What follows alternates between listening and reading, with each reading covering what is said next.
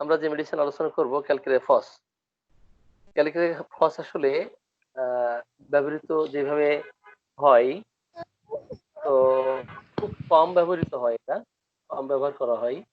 যদি এটার সঠিক ব্যবহার করা যায় তাহলে দেখা যাবে যে অনেক শিশুই রিকেট রোগ থেকে বা অস্থিপুষ্টিহীনতায় যারা ভুগছে এইসব রোগ থেকে মুক্তি পেয়ে তারা সুস্বাস্থ্যে পরিণত হতে পারে। তো এটা ফসফেট অফ লাইম, আমাদের আশরাফ ভাই বৈজ্ঞানিক ব্যাখ্যা বিশ্লেষণ আরো ভালো দিতে পারে, উনি সায়েন্সের। আমরা আগামীতে ওনাকে দেখবো। ওনাকে আমি বেশ ইন্সপায়ার্ড করি যে আশরাফ ভাই আপনি আমার দীর্ঘদিন আমার চেম্বারে, উনি ওঠা বসা করে আমার চেম্বারে প্র্যাকটিস করেছেন, এখন নিজেও প্র্যাকটিস শুরু করেছেন, মাদ্রাসার পাশে চেম্বার নিয়েছেন। উনি যদি আসলে এখানে সম্পূর্ণভাবে মনোনিবেশ, একাগ্রতা, মননশীলতা, অধ্যবসায় সবকিছু সময় যদি এখানে উজাড় করে দিতে পারতো তাহলে আমাদের থেকে উনি ভালো করতে পারতেন আমার কাছে মনে হয়।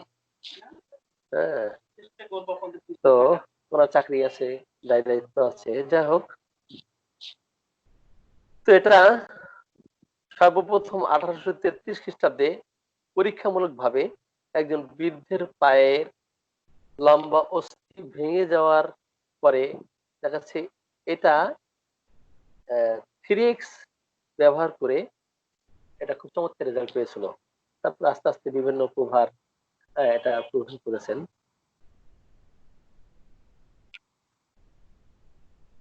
তো এটার আমরা সার্বজনীন যে লক্ষণাবলী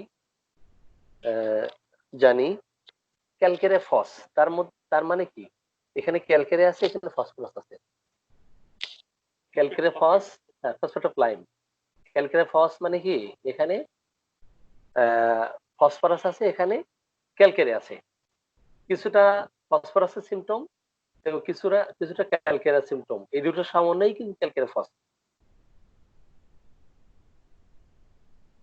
তো ক্যালকেরিয়া কার্ভ ও ক্যালকেরিয়া-ফসের কিছু সম্মিলিত লক্ষণ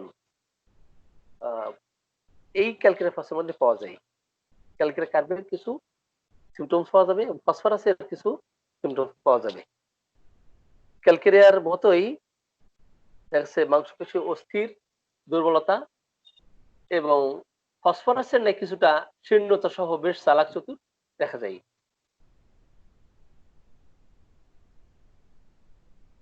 তো এটার অভাবে আমরা সাধারণত শিশুদের ক্ষেত্রে যেটা দেখতে পাই যে এই প্রধান উপাদান যদি কোনো শিশুদের মধ্যে অভাব থাকে, এই সল্টের অভাবে অস্থির দুর্বলতা সহ যাবতীয় ব্যাধি, বিশেষ করে দাঁত উঠতে বিলম্ব হওয়া, মস্তকের অস্থির, অপুষ্টি, ব্রহ্মতালু সঠিকভাবে সুসময়ে এটা পূরণ না হওয়া, বিলম্বে এটা জোড়া লাগা, মেরুদণ্ড এবং যাবতীয় অস্থির দুর্বলতাই ক্যালকেরিয়া-ফস খুব চমৎকার ইফেক্টিভ একটি রেমেডি। অথবা দন্তপীড়া, দাঁত উঠার সময় বিভিন্ন ধরনের তার কষ্ট, বিশেষ করে অজীর্ণতা, উদরময়, এই ক্যালকেরিয়া-ফস তাদের জন্য খুব ভালো কাজ করে। অস্থি ভেঙে গেলেও কিন্তু অস্থি জোড়া লাগাতে যদি দেরি হয়, সেই ক্ষেত্রে বা অস্থি জোড়া লাগতেছে না, সেই ক্ষেত্রে ক্যালকেরিয়া-ফসের অদ্বিতীয় ভূমিকা আছে। এই ওষুধের গ্ল্যান্ডের উপরে ক্রিয়া করতে দেখা গেছে। এই ক্যালকেরিয়া-ফসের অভাবে যাবতীয় গ্ল্যান্ডের ক্রিয়া স্তিমিত হয়ে হজম শক্তির দুর্বলতা, গ্ল্যান্ডের বিবৃদ্ধি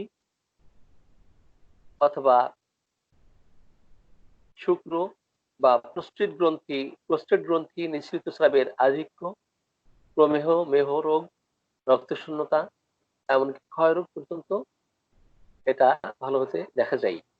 তো হোমিওপ্যাথি প্রোভিংয়ের ফলে, হোমিওপ্যাথি ফার্মাকোপি অনুযায়ী এটা প্রোভিংয়ের ফলে প্রমাণিত হয়েছে যে বাস্তবিকই ওই সমস্ত ব্যাধিসমূহে এটাতে আরোগ্য হয়, কিন্তু নির্দিষ্ট ধাতুগত লক্ষণ এবং হ্রাসবৃদ্ধি, ইচ্ছা অনিচ্ছা এবং প্রকৃতিগত লক্ষণে যদি সাদৃশ্য থাকে, তাহলে সুনির্দিষ্ট লক্ষণ অনুযায়ী রোগীকে এই ওষুধের দ্বারা আরোগ্য হয়।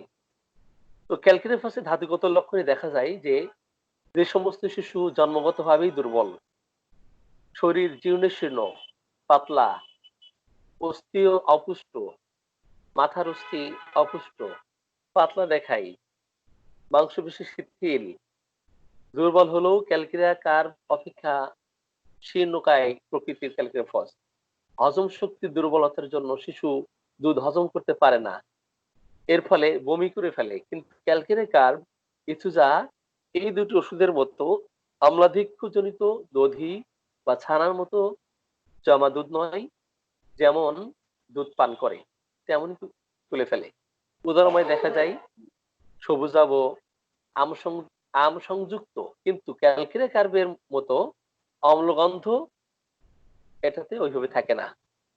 আষ্টি গন্ধ,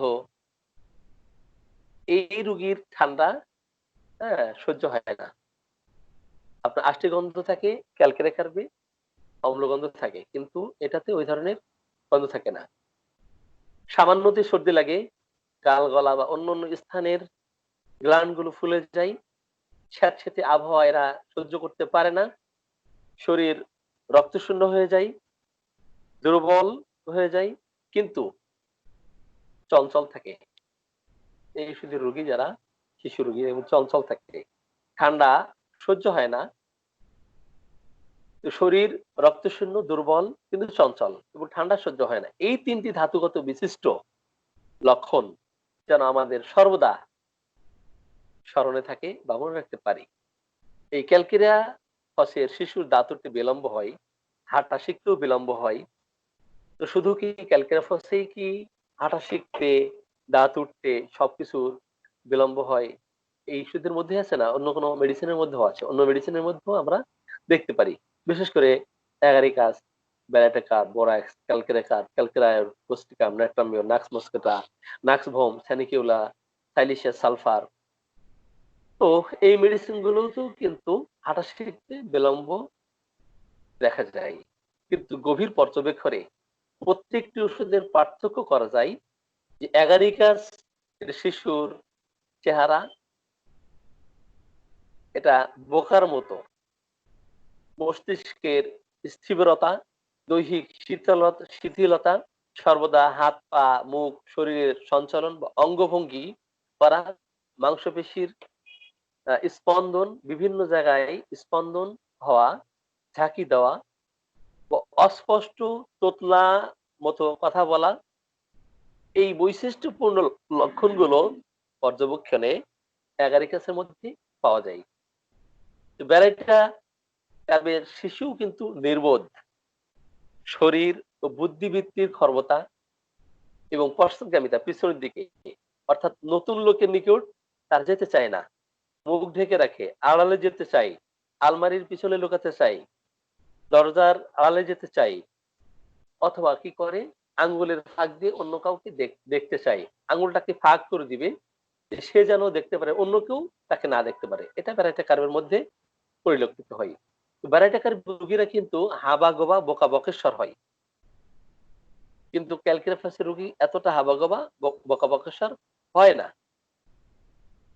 তো মানসিক ক্ষমতার লক্ষণগুলো বেশ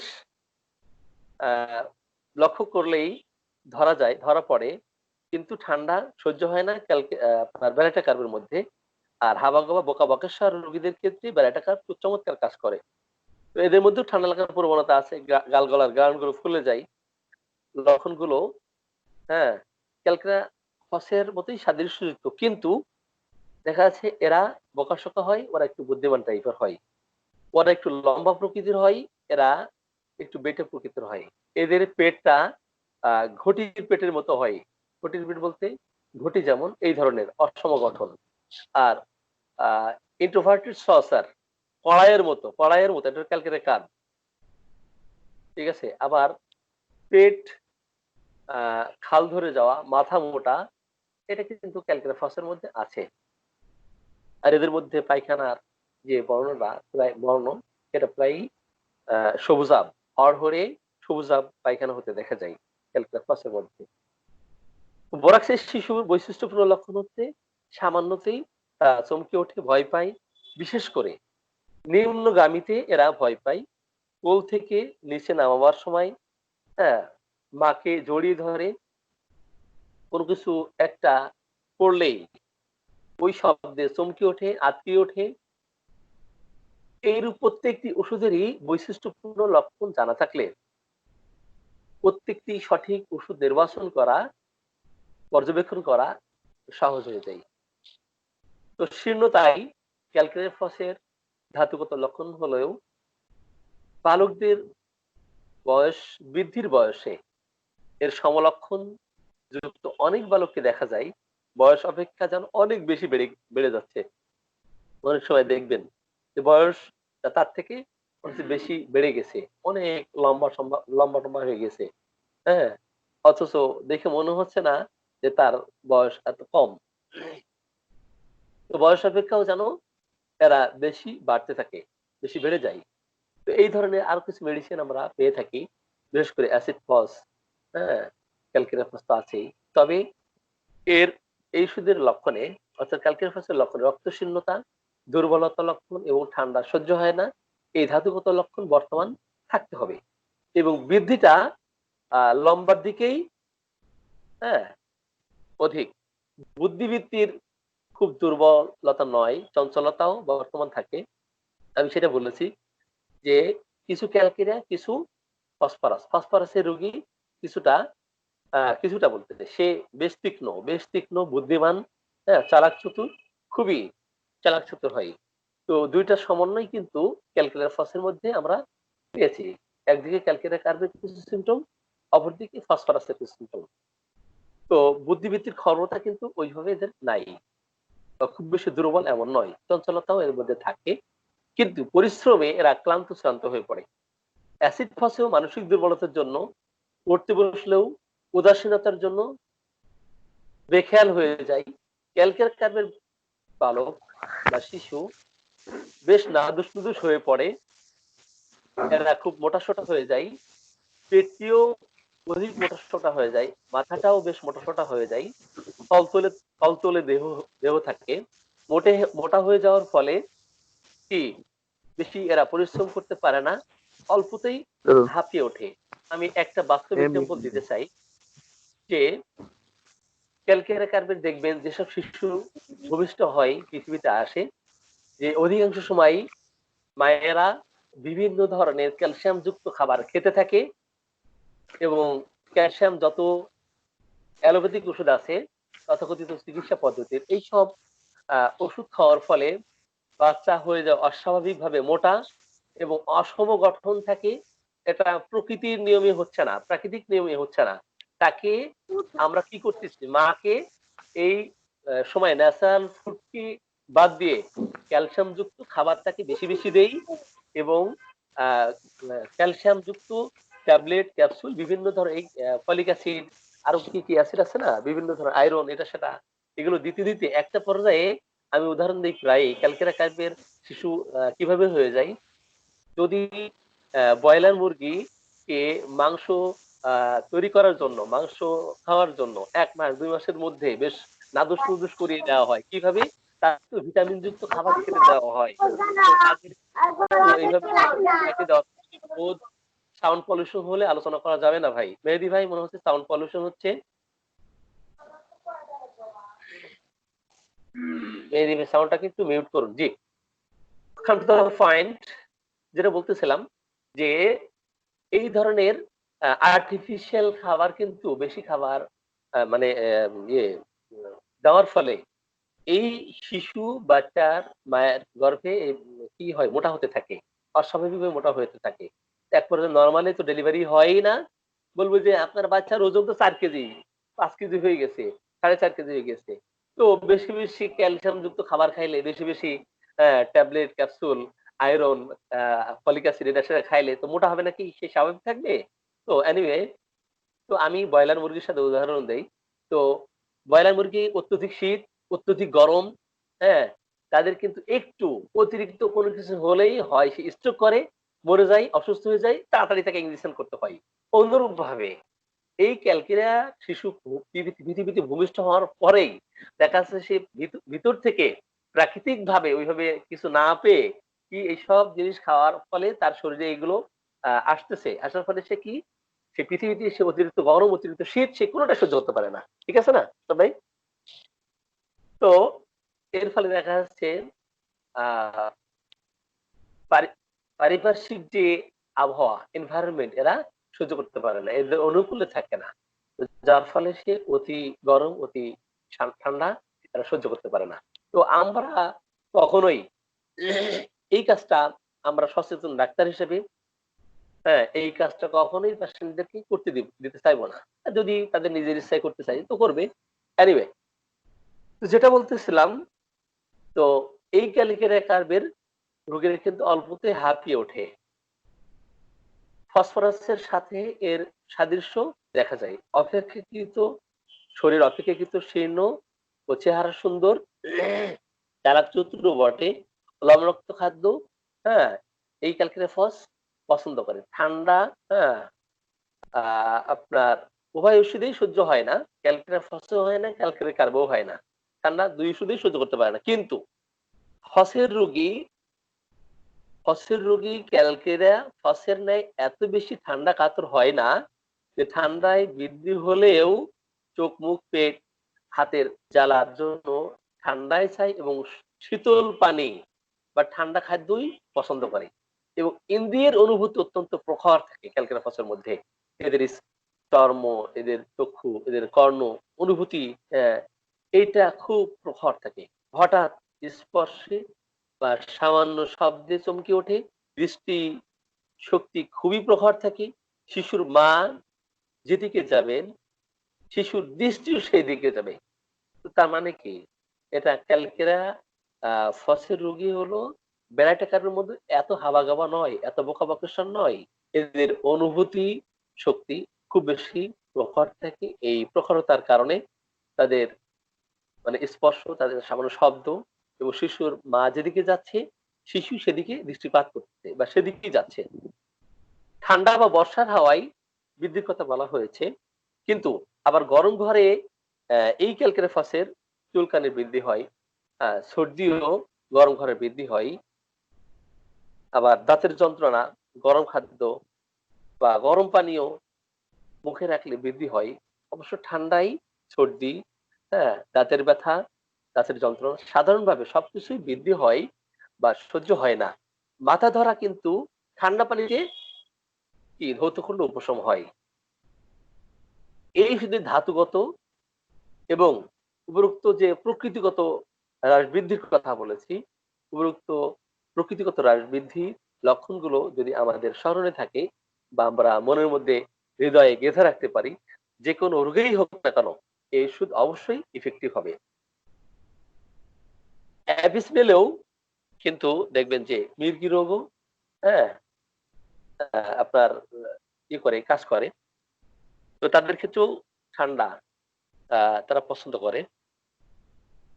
ঠান্ডা লেগে ঋতু বন্ধ হয়ে গেলে, মির্গির আক্রমণ শুরু হলে, আর এই ওষুধের ধাতুগত লক্ষণ যদি মিল থাকে, তাহলে অবশ্যই এই ক্যালকেরিয়া তাদের চমৎকার ইফেক্টিভ হবে। মানসিক লক্ষণে ক্যালকেরিয়া এর মধ্যে আমরা কি পাই? এই ওষুধ রোগী এত বেশি চঞ্চল, হ্যাঁ, কিন্তু তারা দুর্বল থাকে। অত্যন্ত চঞ্চল হয় কিন্তু এরা দুর্বল থাকে। শারীরিক, মানসিক ভাবে এরা দুর্বল হয়। চঞ্চলতার জন্য পড়তে মন বসে না, স্মরণ শক্তিও দুর্বল। চঞ্চলতা দুর্বলতার জন্য কোনো সুনির্দিষ্ট কাজ এরা করতে পারে না। বাড়িতে মন বসে না, ঘুরে বেড়াতে চায়, ভবঘুরের মতো এরা ঘুরে বেড়ায়। নিজের পিতামাতা, আত্মীয়-স্বজনের, হ্যাঁ, সঙ্গ এদের ভালো লাগে না। আবার বিদেশ থাকলে বাড়িতে আসার জন্য মনটা ব্যাকুল হয়ে যায়। তো এই লক্ষণে আরো কিছু মেডিসিন আছে, ব্রায়োনিয়া, ল্যাকেসিস, টিউবারকুলিনাম, ভেট্রাম, এই ওষুধগুলো আছে। তো বিদেশ থাকলে তারা কিন্তু বাড়িতে আসার জন্য ছটফট করতে থাকে। তো ট্রাভেলিং ডিজায়ার আমরা একটা রুব্রিক্স দিয়ে থাকি রেপার্টরিতে। এখানে কয়েকটা মেডিসিন আছে, তার মধ্যে ক্যালকিরেফস এবং টেবারকুলিনাম এই দুটা খুবই চমৎকার মেডিসিন। ঠান্ডা এরা সহ্য করতে পারে না, অথচ ঘুরে বেড়াতে থাকলে একটু কমফোর্ট ফিল করতে থাকে, ঘুরে বেড়াতে এরা ভালোবাসে। কিন্তু মাথা যন্ত্রণার সময় চুপচাপ নির্জনে বিশ্রামে উপশম করতে থাকে এবং ঠান্ডা পানি দিলে একটু কমফোর্ট ফিল করতে থাকে। মেজাজ অত্যন্ত খিটখিটে, বিশেষ করে পিতামাতা আত্মীয় স্বজনের কথা এরা একেবারে সহ্য করতে পারে না। কারো প্রতিবাদ এরা সহ্য করতে পারে না। কারো প্রতিবাদ সহ্য করতে পারে না। শুধু কি ক্যালকিরেফাসে? নো। আরো অনেক মেডিসিন আছে। সেটা অরামমেটালিকাম আছে, ব্রায়োনি আছে, ককুলাস আছে, ফেরামেট আছে, লাইকোপোডিন আছে, নাক্সভোম আছে, সাইলিশিয়া আছে, চিপি আছে, অনেক মেডিসিনের মধ্যে। রাগের সময় ধৈর্য জ্ঞান হারিয়ে ফেলে। ধৈর্য জ্ঞান থাকে না। যা তা বলে ফেলে। অনেক মেডিসিনের মধ্যে আমরা গতদিন নাইট্রিক অ্যাসিড এর মধ্যে পেয়েছি। এরা অ্যাপোলোজাইজ করতে পারে না, ক্ষমা করতে পারে না। এই রাগের সময় ধৈর্য জ্ঞান হারিয়ে ফেলে, ধৈর্য জ্ঞান থাকে না। শুধু ক্যালকিরেফসই নয়, আরো মেডিসিন আছে। Nitric acid, aurum met, chamomilla, hepar sulph, lyco, nux vom, staphysagria medicine গুলোর মধ্যে আছে। ক্যামোমিলার রাগের মুহূর্তে তাকে ভালোবাসা তো দূরের কথা, হ্যাঁ, সে তো তাকে বাপ বললে শালা বলি, বাপ বললে শালা বলি, এটা এর মধ্যে আছে। তো আরো আমরা যদি কম্পেয়ার করতে চাই, হিপারসালফের রোগীও এইভাবে অগ্নিমূর্তি ধারণ করে, অগ্নিশর্মা হয়ে যায়। রাগের মুহূর্তে তার নিজের কোলের সন্তানটাকেও আগুনে ফেলে দিতে, পানিতে ফেলে মেরে ফেলতে, অনেক সময় অনেক মা শিশুকে হত্যা করে ফেলে। তো এগুলো কিন্তু সিভিলিটি কেস। এই সিভিলিটি কন্ডিশন যদি না থাকে, সে কিন্তু কখনো হত্যা করতে পারে না। আর মানসিক এই ধরনের মেন্টাল ডিসঅর্ডার থাকলে তো তাকে অবশ্যই সুচিকিৎসা না দিলে এটা কখনো রিমুভ হবে না। এটার তথাকথিত চিকিৎসা পদ্ধতিতে যেমন বেঁধে রেখে, জেলে পুরে রেখে, হ্যাঁ, অত্যাচার করে চিকিৎসা দেওয়া হয়, এটা হোমিওপ্যাথিতে হ্যানিম্যান সম্পূর্ণভাবে এটা আপনার নিষেধ করেছেন যে নো, কখনো মেন্টাল ডিসঅর্ডার যাদের আছে, তাদের পাগল উন্মাদ রোগীদের ক্ষেত্রে কখনোই এই ধরনের মানে শারীরিক মানসিক অত্যাচার করা যাবে না, বরং তাদের সাথে ভালো আচরণ করতে হবে। ভালো আচরণের ফলে রোগী সুস্থ হয়ে যাবে। যে কারণে তার রোগ সৃষ্টি হচ্ছে সেই কারণ যদি না দূর করা হয়, আমি প্রায়ই বলি, পজিশনের কথা খুবই বলি, পজিশনের গুরুত্বটা এত বেশি, তো এটা চিন্তাই করা যায় না। গতদিন অবশ্যই আমাদের মনে ৫ নম্বর সূত্র আলোচনা ছিল। আলোচনা কোন ডক্টর সাহেব আলোচনা করেছেন কিনা আমি জানি না। আমার সুযোগ হলে সামনে খুব লম্বা একটা সময় নিয়ে আমি আলোচনা করব। এটা খুবই গুরুত্বপূর্ণ একটা সূত্র।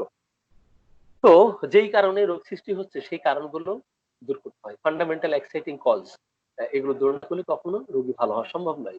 হয়তোবা কোন কি স্বামী স্ত্রীর প্রতি অথবা কোন স্ত্রী স্বামীর প্রতি এভাবে মানসিক মেন্টাল টর্চার করতেছে। তো এইভাবে এক পর্যায়ে একেকজন এক মেডিসিনের রোগী হয়ে যায়। একেকজন এক মেডিসিনের রোগী হয়ে যায়। কেউ হয় ইগনিশিয়া রোগী, কেউ হয় স্টেপসিকের রোগী, কেউ হয় ন্যাট্রামিয়ার রোগী, কেউ হয় পালসিটেলার রোগী, হ্যাঁ, কেউ হয় অরামিটালি রোগী। তো এই ধরনের অসংখ্য মেডিসিন আসতে পারে। কিন্তু প্রত্যেকটা মেডিসিনের আসলে প্রত্যেকটা মেডিসিনের প্রকৃতিগত লক্ষণ আলাদা আলাদা। তার ফলে কে যেমন প্লাটিনার রোগী, প্লাটিনার রোগীর একটা এক্সাম্পল দেই। সে কি করতে চাই, সে এতটাই নিজেকে আইসোলেট করতে চাই যে তার মতো এত কি অভিজাত শ্রেণীর মানুষ সমাজে নাই। সমাজে যত মানুষ এরা নিজ প্রকৃতির, এরা ছোট জাতির, এরা মানে বংশগত মর্যাদায় আমার মতো না।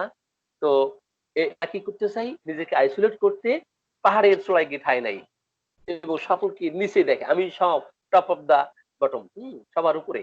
আর সকলেই নিচু শ্রেণীর, নিচু জাতির, হ্যাঁ, এরা ইতুর শ্রেণীর, এদের সাথে মিশা যাবে না, এদের গায়ের থেকে দুর্গন্ধ ঘাম আসে, অমুক হয় তমুক হয়।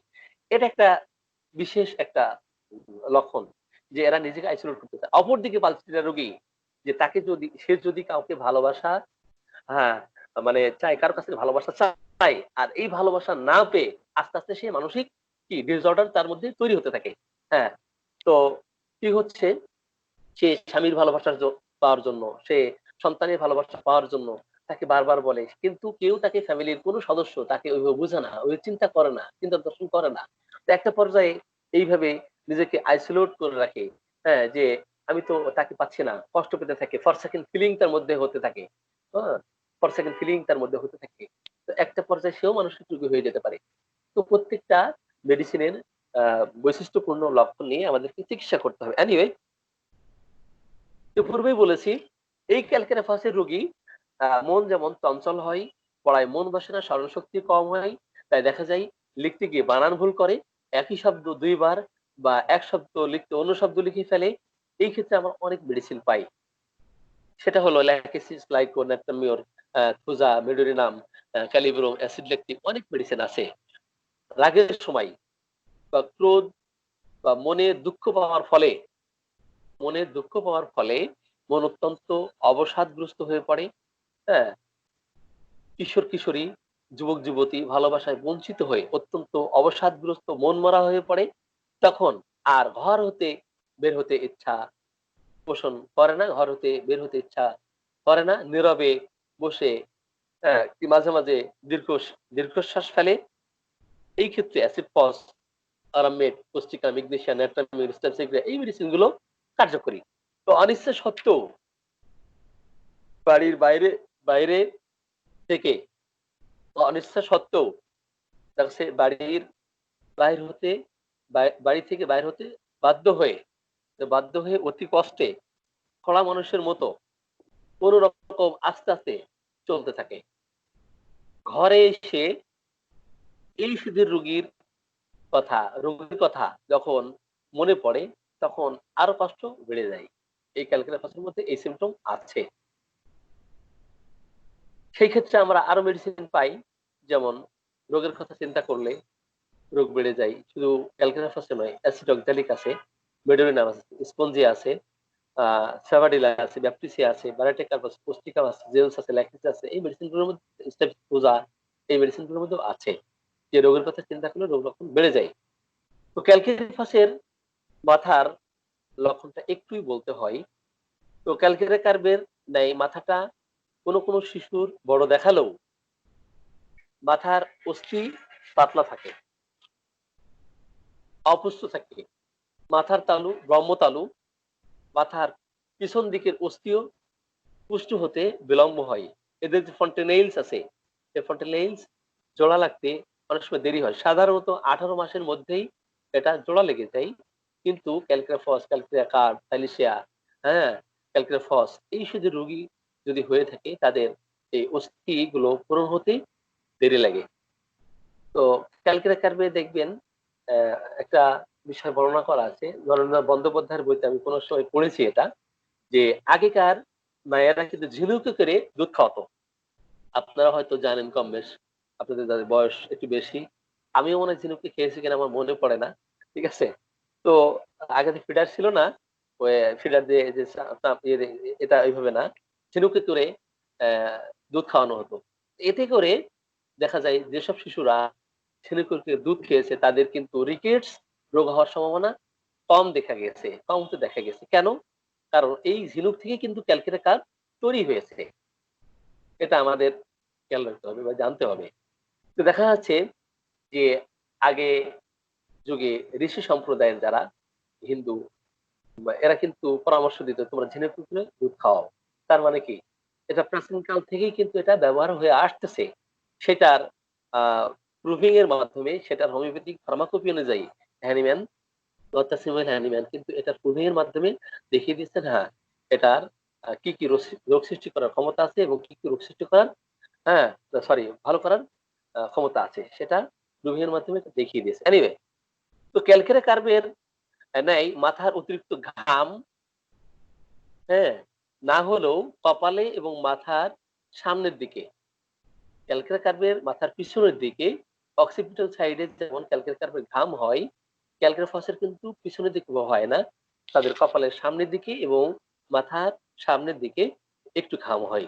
ক্যালকেরা কার্ভের মতো টক গন্ধ বা সাইলেশিয়ার মতো এত দুর্গন্ধ হয় না। একটু আষ্টে গন্ধ পাওয়া যায় ক্যালকেরা ফসে। মাথা ঘোরা, নড়াচড়া বা ওঠা বসার সময় মাথা ঘুরে, এদের শারীরিক দুর্বলতা এত বেশি থাকে যে উঠতে বসতে চলাফেরা করতে গেলেই একটু মাথা ঘোরা বৃদ্ধি পায়। বাদলা বর্ষায়ও মাথা এদের ঘুরতে থাকে। তো বৃদ্ধদের মাথা ঘোরার ক্ষেত্রে এই ক্যালকেরাফাস খুব চমৎকার ইফেক্টিভ একটি রেমেডি। কোষ্ঠবদ্ধতা সহ মাথা ভার বোধ সহ মাথা ঘুরে বিছানা থেকে বা বসা হতে ওঠার সময় মাথা ঘুরে পড়ে যাওয়ার মতো হয়, মাথা ধরা, মাথায় চাপ বোধ সহ মাথা ধরা, মাথায় পাগড়ি বা হ্যাট রাখলে, টুপি রাখলে মাথায় চাপ বোধ বা মাথা ধরা বৃদ্ধি পায়। কপালের দিকে চাপ বোধ বেশি থাকে, মাথা গরম বা জ্বালা বোধ থাকে। মাথা ধরা বা মাথা গরম বোধ শীতল পানিতে মাথা ধোয়াই দিলে একটু কমফোর্ট ফিল করতে থাকে। আবহাওয়ার পরিবর্তনে এদের মাথা ধরে, পেটের গোলমাল বা পেটের রোগ বা স্ত্রীলোকদের ঋতুস্রাবের বিশৃঙ্খলা, বালক বালিদের পড়াশোনার চাপ, রাগারাগির ফলে মাথা ধরা, এর লক্ষণযুক্ত দুর্বল বালক বালিকাদের দীর্ঘ সময় স্কুলে পড়াশোনার চাপে স্কুল থেকে বাড়ি ফেরার সময় মাথা ধরা নিয়ে বাড়ি আসে। তো এই লক্ষণ কিন্তু অনেক মেডিসিনের মধ্যে আমরা পেয়ে থাকি, বিশেষ করে ন্যাট্রামিও, লাইকোপোডিয়াম, ক্যালকেরাফস, হ্যাঁ, এই মেডিসিন গুলোর মধ্যে পাই। তো পাতলা শরীর, হ্যাঁ, লাইকোন্যাট্রামিয়ারও আছে, কিন্তু লবণাক্ত খাদ্য খাওয়ার প্রবণতা ক্যালকেরাফস এবং ন্যাট্রামিয়ার মধ্যে দুইটাতে আছে। কিন্তু পার্থক্য কি? পার্থক্য হচ্ছে ন্যাট্রামিওরের মধ্যে কোষ্ঠবদ্ধতা খুব বেশি আছে, কোষ্ঠ পরিষ্কার না হওয়া আর কি, এবং রৌদ্রের তাপ, গরম আদৌ সে সহ্য করতে পারে না। সান্ত্বনায় রাগ বৃদ্ধি পায় এবং তার কি নির্জন স্থান ছাড়া আহ, প্রস্রাব হতে চায় না, এবং সান্ত্বনায় তাদের রাগ বৃদ্ধি পাবে। আপনার শরীরে ঘামলে লবণ লেগে থাকবে। কিন্তু ক্যালকেরাফাস হলো শীতকাতর হয়, ঠান্ডা সহ্য করতে পারে না। তো এদের উদারময়ের লক্ষণটা ক্যালকেরাফাসের মধ্যে বেশি পাওয়া যায়। কিন্তু মাঝে মাঝে কোষ্ঠবদ্ধতা থাকলেও দেখা যাচ্ছে রোগের আধিক্য বা ঠান্ডা এরা ক্যালকেরাফাসের রোগী এরা সহ্য করতে পারে না। আর এটাই হলো ক্যালকেরাফাসের ধাতুগত লক্ষণ। তো লাইকোর বালক বালিকা যারা এরা মিষ্টি দ্রব্য বেশি পছন্দ করে, হ্যাঁ, এবং এদের প্রতি এই মিষ্টি বা মিষ্টান্ন খাবারের প্রতি অধিক আকর্ষণ থাকে। যদিও ক্যালকেরাফাসের ন্যায় চালাক চতুর এবং দুর্বল, লাইকোর মধ্যেও কোষ্ঠবদ্ধতা অধিক। আর উদারময়ের ভাব থাকে আপনার ক্যালকেরাফাসের মধ্যে। লাইক প্রথম অংশ পায়খানাটা শক্ত হয়, তারপরে নরম হয়। তো যে কোনো কাজকর্ম শুরু করতে গিয়ে এরা প্রথমে ভয় পায়, ঠিক আছে? আর শিশু রোগে যদি হয়ে থাকে, শিশু হোক বয়স্ক হোক, এদের চোখটা একটু অর্ধ নির্মিত অবস্থায় ঘুমায়, মুখটাও একটু অর্ধ কি মানে ওপেন ওপেন হাফ ক্লোজ থাকে আর কি, কমপ্লিটলি ক্লোজ থাকে না। অর্ধেকটা মুখ খোলা, অর্ধেকটা চোখ খোলা থাকে। এটা লাইকের মধ্যে পাওয়া যায়। আরো কিছু বিশেষ বিশেষ লক্ষণ আছে। তো সেগুলোর প্রতি আমরা লক্ষ্য রেখে এই তিনটা মেডিসিনকে কম্পারিজন করব। মেনিনজাইটিস বা হাইড্রোসেফালিসের ক্ষেত্রে ক্যালকেরাফস খুব চমৎকার কাজ করে। শিশু চোখ বন্ধ করে কি মাথা চালে, মস্তিষ্কের অস্থি পাতলা, ব্রহ্মতালু পূরণ হতে বিলম্ব হয়, বা স্ক্রুফিউলাস কনস্টিটিউশন এর শিশুদের ক্ষেত্রে ক্যালকেরাফস খুব চমৎকার। গাল গলার স্ক্রুফিউলাস মিন্স গাল গলার গ্ল্যান্ড যাদের ফুলে যায়, এদেরকে স্ক্রুফিউলাস কনস্টিটিউশনে ধরা হয়, বলা হয়। অর্থাৎ সামান্য ঠান্ডা সর্দি, হ্যাঁ, ঠান্ডাতেই সর্দি লাগে, গাল গলা গ্ল্যান্ড গুলো ফুলে যায় এবং অজীর্ণ পাতলা পায়খানায় ভুগতে থাকে। এইরূপ শিশুদের বিশেষ করে দাঁত ওঠার সময় বা উদারময় সহ হাইড্রোসেফালাস রোগে এই ক্যালকেরাফস খুব চমৎকার রেমেডি, অথবা ব্যাসিলিনাম, টিউবারকুলিনাম। তো এই শিশুদের সাথেও সাদৃশ্য আছে। কিছু কিছু সিমটম দেখবেন টিউবারকুলিনাম, ব্যাসিলিনাম অথবা ক্যালকেরাফসের সাথে খুব চমৎকার মিল আছে। কিন্তু ধাতুগত লক্ষণ অর্থাৎ স্ক্রুফিউলা ধাতের শিশুদের মস্তিষ্কের চর্ম রোগ এবং মুখমণ্ডল ও শরীরের চর্ম রোগও হতে দেখা যায়। আর এটাতে আরোগ্য করে। মাথায় পোকা চলার মতো, সুরসুর করার মতো অনুভূতি ক্যালকেরাফসের মধ্যে পরিলক্ষিত হয়। মাথার চাঁদের উপরে পশ্চাৎ ভাগে মনে হয় যেন বরফ খণ্ড রয়েছে, এইরূপ অনুভূতি ক্যালকেরাফসের মধ্যে পরিলক্ষিত হয়। কখনো কখনো মাথা অত্যন্ত গরম বোধ হতে থাকে। তো এই লক্ষণযুক্ত শিশুদের ক্ষেত্রে মস্তিষ্ক, মুখ ও শরীরের চুলকানি, একজিমা, অর্বুদ যাই হোক না কেন, এটাই আরোগ্য করতে পারে। আমরা চক্ষু পীড়ায় ক্যালকেরাফসের কি লক্ষণ পেয়ে থাকি? দেখবেন যে শীর্ণকায় শিশু, বালক বালিকাদের চক্ষু রোগে চোখ ওঠা, চক্ষুতে বেদনা, পড়তে বসলে চক্ষুতে ব্যথা বেদনা করা, বিশেষ করে সন্ধ্যা রাত্রে আলোর সামনে বসলেই তাদের চক্ষুতে অসহ্য বোধ করতে থাকা, অসহ্য বোধ হতে থাকা। তো এই লক্ষণই ক্যালকুলাস চমৎকার কাজ করে। বাতির আলো সহ্য হয় না। আরো অনেক মেডিসিন আছে। আর্জেন্টিকাম, ক্যালকুলেটার, সিমিসিভিকা, কোনিয়াম, মেডোরিনা, মার্সল, ন্যাপটামিওর, সালফার, পালসিটিলা। কিন্তু শিশুদের দাঁত দাঁত ওঠার সময় চক্ষু পীড়া দেখা দিলে এর সমলক্ষণ ক্ষেত্রে অবশ্যই ক্যালকুলাস ইফেক্টিভ। চক্ষুতে ক্ষতের পড়া বা হাম বসন্তের পর চক্ষুতে সাদা দাগ পড়া, হ্যাঁ, এই ক্ষেত্রে আমরা আরো মেডিসিন পাই। Conium, calcarea fluor, calcarea carb, arsenic. আবার চোখের পাতার দেখা যাচ্ছে কি চোখের পাতা অঞ্জনি হওয়া, চুলকানি। অঞ্জনি হলেই আমরা কি করি? স্ট্যাবিসাইড উপরের পাতায় স্ট্যাবিসাইড, নিচের পাতায় পালসিটিল, একদম ধরা বাঁধা গদ বাঁধা নীতি অনুযায়ী। কিন্তু রেপার্টরিতে অসংখ্য মেডিসিন আছে। তার সবসময় আপনি প্রত্যেকটা মেডিসিনের কি করব আমরা? Individualised of the patient, individualised of the disease.